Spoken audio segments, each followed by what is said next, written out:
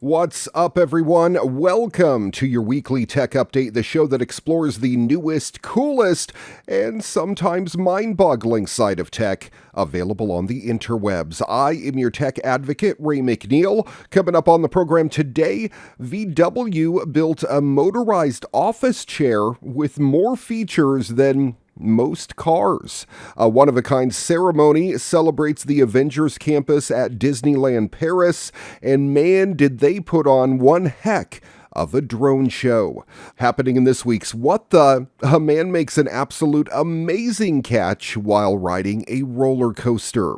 And of course, we'll wrap up the program with this week's Moment of Joy. All that and a whole lot more coming up on today's edition of your weekly tech update next.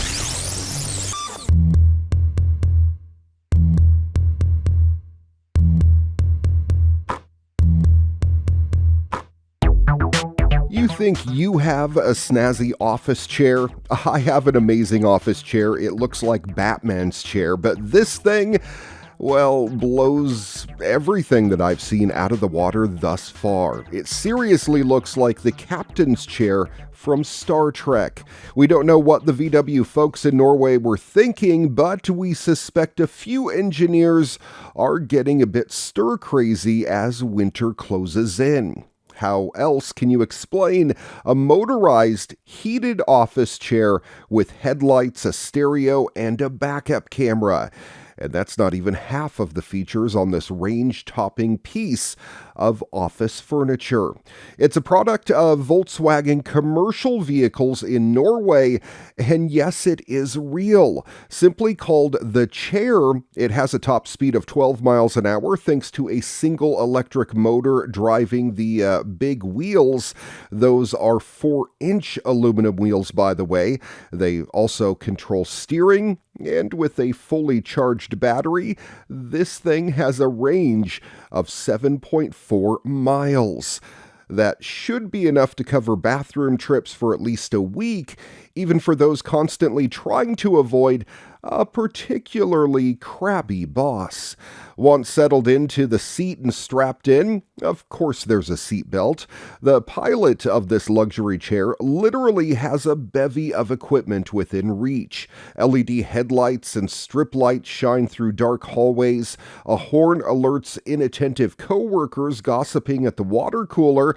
And if that fails, crank up the stereo and annoy them into compliance. On rare occasions, when the office staff likes your music, well, the chair also has flashing party lights. And if things really get fun, well, there's a hitch on the back to, tow kegs from the boss's closet to the break room. I assume anyway. Through it all, an infotainment system keeps you informed on what's happening with the chair. That includes a 360-degree sensor and a backup camera, which is perfect for catching Bill trying to covertly stick another kick me sign on your back. Not today, Bill. Not today.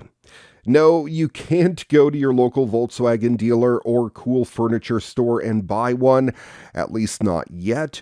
It's just a one-off build that helps advertise VW's lineup of vans and commercial vehicles, and the ploy obviously worked because, well, here we are.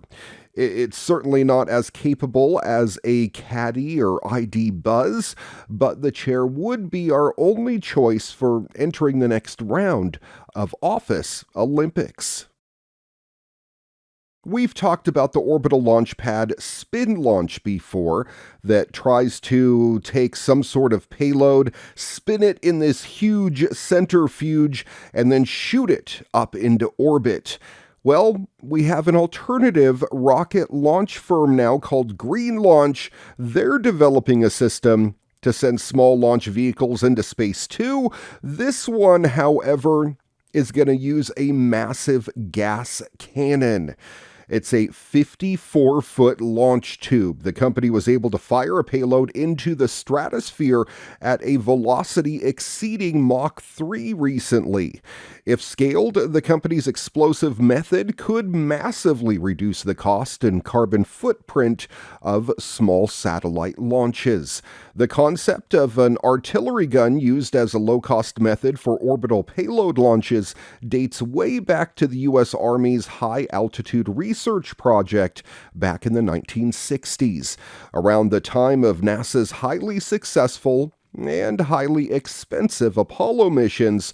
HARP set a record in 1966 by firing a projectile above the 100-kilometer Kármán line, considered by many to be the boundary between Earth and space.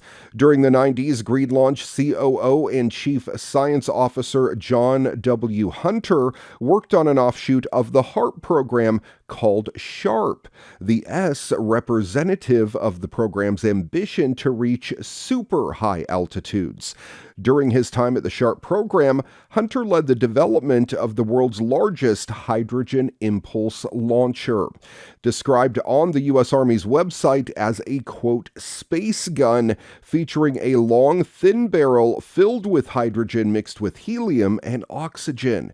When these gases expand at immense speeds, a projectile is fired at velocities several times the speed of sound. Now, the SHARP program's 400-foot impulse launcher broke records during the 90s by launching payloads at speeds of up to Mach 9. Now, Green Launch wants to leverage that technology to disrupt the booming small satellite launch sector. Using a 54-foot-long version of the SHARP system, Green Launch has fired a projectile into the stratosphere on its first vertical attempt in what the company calls a quantum leap for space access and exploration. Green Launch says its proof-of-concept impulse launcher will allow it to attempt to send a projectile past the Kármán line later this year. The company believes its method could also eventually be scaled to reach hypersonic speeds as high as Mach 20.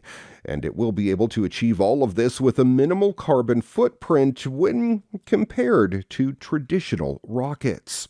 In the same manner as Spin Launch's system, Green Launch will eventually have to build a launch vehicle that fires a small amount of propellant for course correction and placement once in orbit. As Green Launch's impulse launcher has the capacity to fire its payloads at much higher speeds, it has the potential to send much lighter launch vehicles into space. If its upcoming launch tests prove successful, Green Launch says it first aims to deploy its system to send atmospheric sampling devices to space to collect data for climatologists.